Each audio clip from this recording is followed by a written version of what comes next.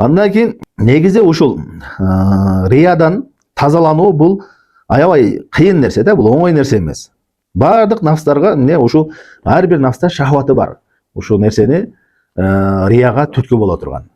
Кээде ойлошу мүмкүн, кээ бир адамдар мисалы үчүн ойлошу мүмкүн. Мага башка адамдардын сөзү бар, мен ушу ыхласуу болом депчи. Бирок бардык адамдын өзүнүн жакшы көргөн жакын адамдары бар.